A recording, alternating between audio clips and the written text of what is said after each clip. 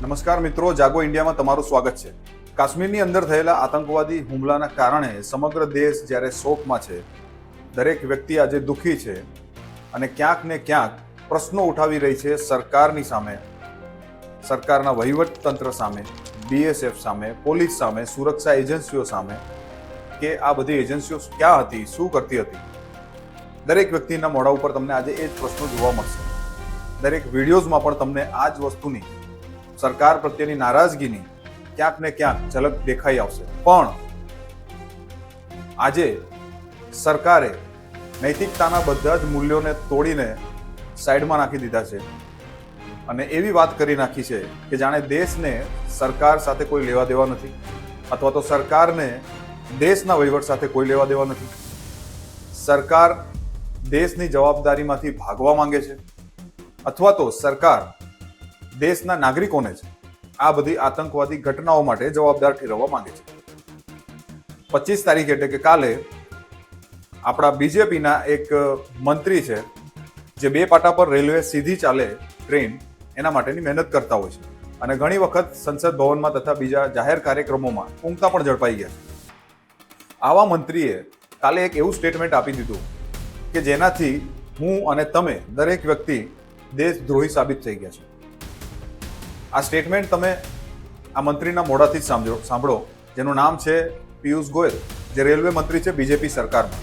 અને તેમનું માનવું છે કે આતંકવાદી કૃત્યો તો થતા જ રહેવાના જ્યાં સુધી તમે અને હું રાષ્ટ્રભક્ત નહીં બનીએ, રાષ્ટ્ર પ્રેમની ભાવના નહીં બતાવીએ ત્યાં સુધી. એનો સીધો મતલબ થાય છે કે આપણે અત્યાર સુધી જેટલા પણ લોકો છે, 140 કરોડ ભારતીય નાગરિકો રાષ્ટ્ર પ્રેમની ભાવના નથી ધરાવતા અને તેના કારણે જ આટલા વર્ષોથી આ હુમલા થતા આવ્યા છે અને થતા રહેશે. તો સાંભળો આ સાહેબનું સ્ટેટમેન્ટ. जब तक 140 करोड़ भारतवासी देशभक्ति और राष्ट्रवाद को अपना परम धर्म मानते नहीं है, तब तक इस प्रकार की घटनाएं देश को परेशान करती रहेंगी.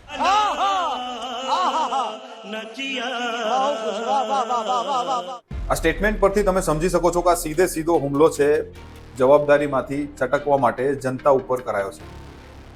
કે આ જે પણ કાર્ય થાય છે, આતંકવાદી કૃત્ય થાય છે, દેશમાં ક્રાઇમ થાય છે, ડ્રગ્સ વેચાય છે, મહિલાઓ સામે અત્યાચાર થાય છે, દલિતો સાથે અત્યાચાર થાય છે, આ બધી જ વસ્તુ પાછળ આપણે એટલે કે 140 કરોડ જનતા જ જવાબદાર છે, બીજું કોઈ નથી. મને સમજ નથી આવતી કે બીજેપી પાર્ટીના એ નૈતિક મૂલ્યો ક્યાં ચાલ્યા ગયા જે અટલ બિહારી વાજપેયીના સમયમાં હતા. આ નૈતિક મૂલ્યોની ક્યાં કમી રહી જાય છે પાર્ટીમાં. દરેક મંત્રી, આ હુમલો થયો એના જસ્ટ અઠવાડિયા પહેલા બીજેપીના જ એક મંત્રી જેમણે સુપ્રીમ કોર્ટ પર હુમલો કરી દીધો, નિશિકાંત દુબે, એમની પોતાની સગાઈની પાર્ટી ગુલમર્ગમાં રાખવામાં આવી હતી અને જ્યાં હજારો લોકોને ઇન્વાઇટ કરવામાં આવ્યા હતા અને ત્યાં ખડે પગે સિક્યોરિટી હાજર કરવામાં આવી હતી અને જ્યાં 2000 ભારતના નિર્દોષ નાગરિકો હતા ત્યાં કોઈ સિક્યોરિટી ના આપવામાં આવી. આ છે એમની પહેલી શરમજનક હરકત. બીજી હરકત કે હુમલાના 2 દિવસ પછી આપણા પ્રધાનમંત્રી વિકાસના કાર્યક્રમોની રિબિન કાપવા ના ગયા, પણ આ ભાવનાત્મક મોકાને એન્કેશ કરવા માટે બિહાર ચાલ્યા ગયા અને ત્યાં જઈને પણ ચૂંટણી પ્રચાર કરી નાખ્યો અને નિર્લજતાથી સ્ટેજ ઉપર ઠઠ્ઠા મસ્કરી કરતા જોવા મળ્યા.